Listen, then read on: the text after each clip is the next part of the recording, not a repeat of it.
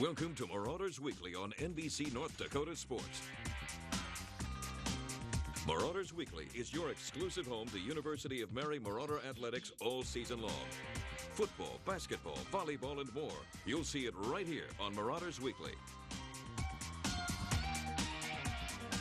All right, welcome everyone to Marauders Weekly. I'm Kaleigh Emery. Joined with me today is head football coach Josh Kaleigh and senior running back Zach Graves. Thanks for joining me, guys. Thanks for having us. All right, so to start things off, we had the spring football game was yesterday. It was a bit cold out on the field. Tell me a little bit about how that went, Coach. Well, I think we, for us, the spring game is all about having a good time. I think the people in the parking lot had a good time. I think the restaurants that showed up had a good time. I think our players and their parents had a good time. I think the recruits and our future, our signees that are coming in next year all had a good time, and nobody got hurt. So overall, I was very happy with the day. Now tell me a little bit, the weather wasn't really in our favor. Tell me a little bit about how that affected some of the vendors that came out.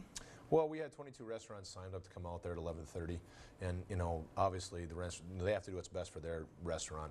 And the big, I think, hurdle yesterday is a lot of us have been looking at the weather and kind of hoping that it would blow through or be delayed. But some of those restaurants don't have a tarp or a tent, and so that is required by the city health code. So. When the weather looked like it did, a number of them had to pull out at the last second, but like I said, I think the people that were out there had a great time.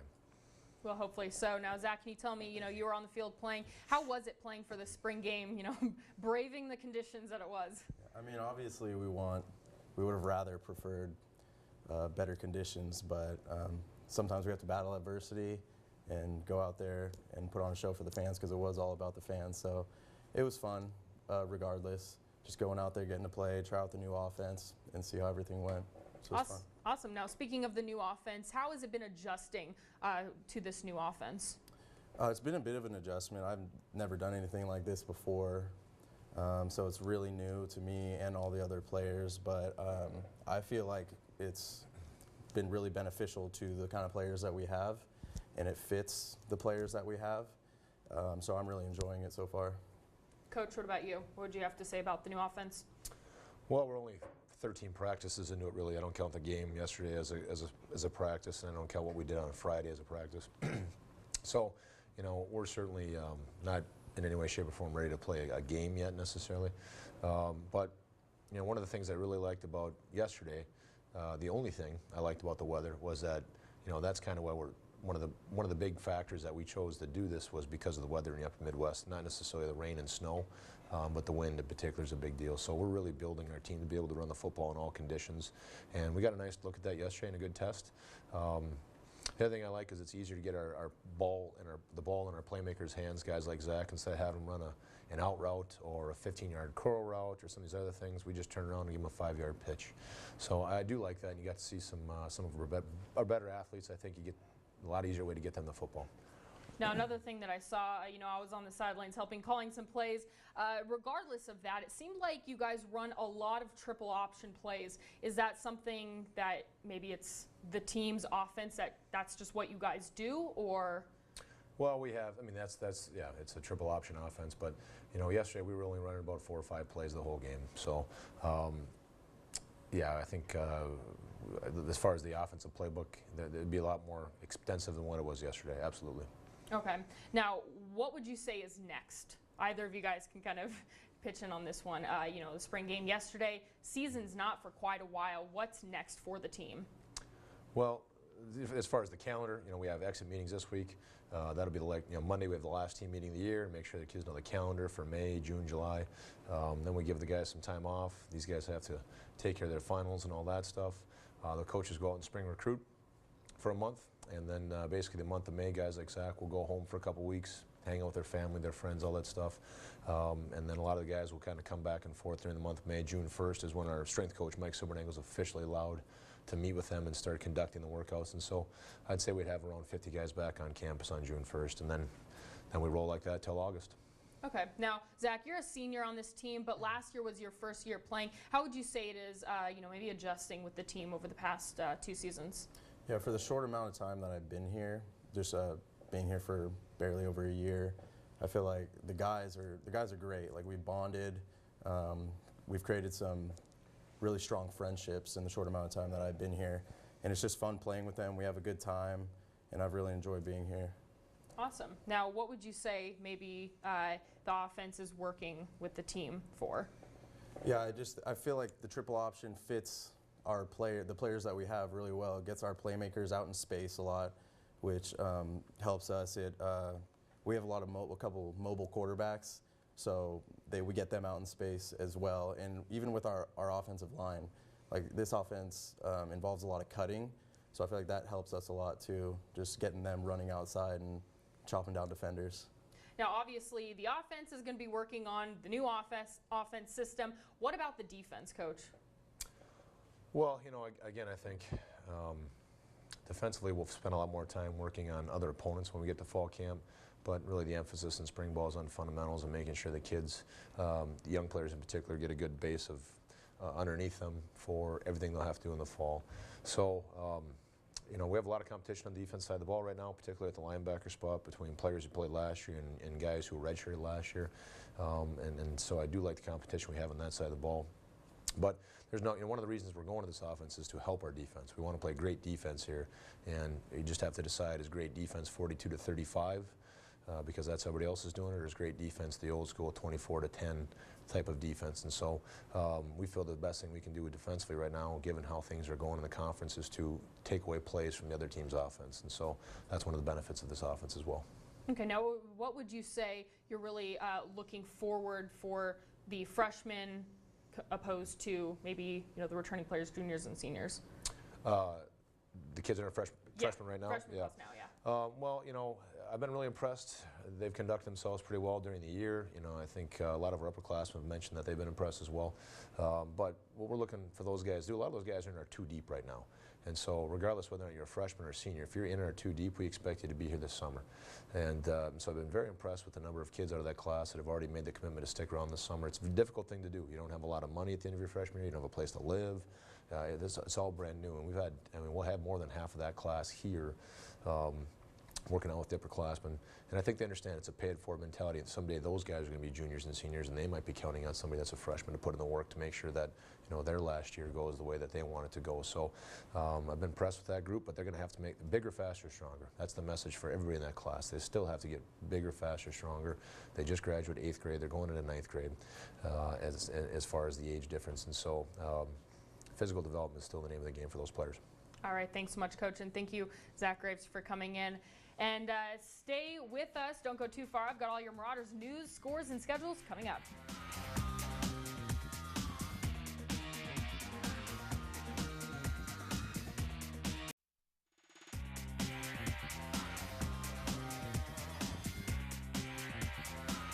The Albuquerque Open took place at the Bowl last weekend, and it was the first and only outdoors track and field meet the Marauders hosted. Now, as all the student athletes finished with top performances, one Emery athlete is being rewarded.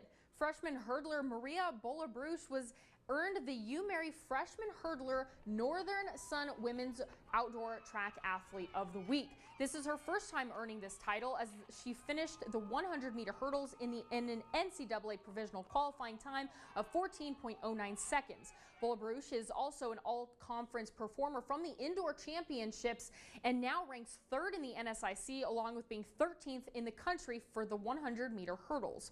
Well, it's already that time of year when the teams are recruiting and signing new athletes. The Marauders wrestling team added 3 freshman recruits to their team. They picked up Luis Socdejo from Modesto, California, Austin Eichmann from Hastings, Minnesota, and Christopher Leatherman from Harvest, Alabama.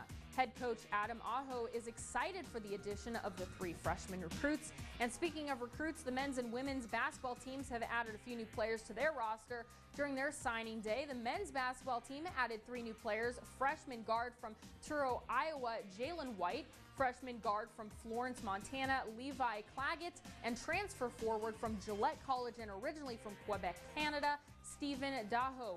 For the women, they acquired freshman guard from Rugby, Shea Hittelbach, freshman guard from Missoula, Montana, McKenna Aldridge, and Jessica Hanashiko from Honolulu, Hawaii.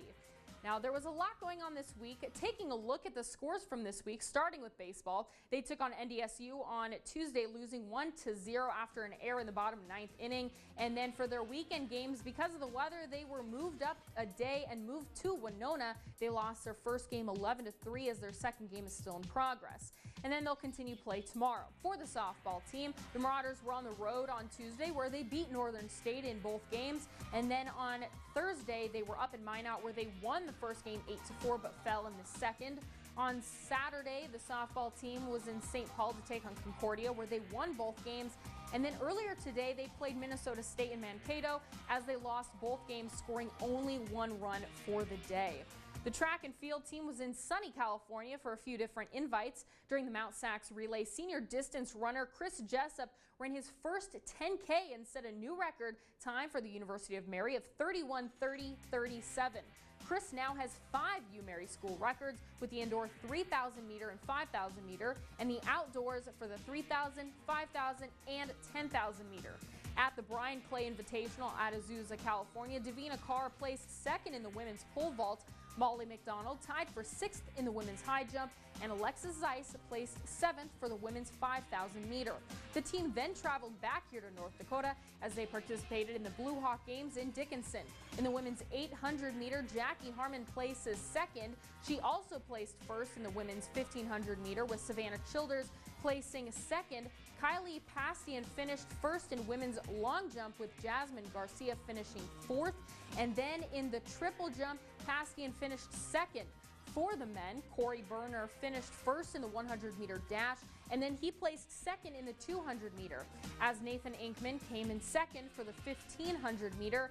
And the men dominated in high jump with Dustin Rube coming in 1st, Joe Berger in 2nd, and Jack Lamb in 3rd. They also executed in the long jump with Luxon Glore in 1st, Riley Miller placing 2nd, followed by Rube in 3rd. Overall in the Blue Hawk Games, for the women, they came in 4th overall, and then the men finished 3rd overall. All right, well, another busy schedule coming up this week. The baseball team will be at home all week as they host St. Cloud State on Wednesday, followed by their 2-day series against the University of Minnesota Crookston. For the softball team, they'll start on the road on Wednesday where they're in Crookston to face the Golden Eagles, and then they'll be at home the rest of the week where they host at Dickinson State on Thursday, followed by their home match against St. Cloud State on Saturday, which is also Breast Cancer Awareness Day. And then next Sunday, they'll host the University of Minnesota Duluth for the Marauders Senior Day. And then the men's and women's track and field team will be in Fargo for the Bison Invitational, which will run on both Friday and Saturday. Well, that'll do it for this week's Marauders Weekly. Be sure to catch the show every Sunday night after the night report right here on KFYR-TV. I'll see you next week. Thank you for watching Marauders Weekly. Join us next Sunday as we showcase more Marauders athletics from home and away in Marauders Weekly, exclusively on NBC North Dakota Sports.